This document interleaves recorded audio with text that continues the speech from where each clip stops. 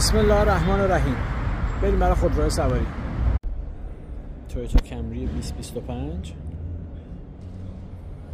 با رنگ فوق العاده جذاب، تریم داخلی کرم قهوه‌ای،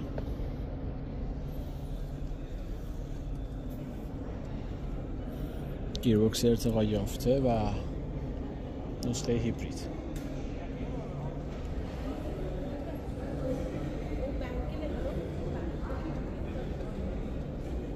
رنگ نقره‌ای و رنگ کوچکترش هم اینجا داریم.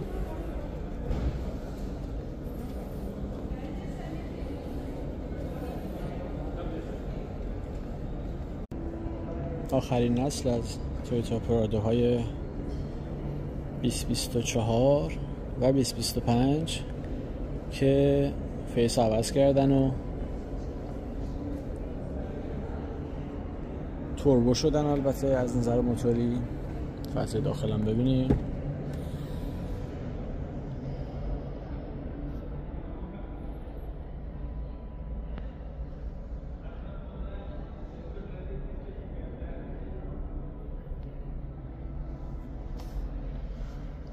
آپشن هایی که مربوط به قفل دیفرانسیل و انتخاب درایو مودهای مختلفه و کلیدهای پیانویی خیلی خوشگلی که داره.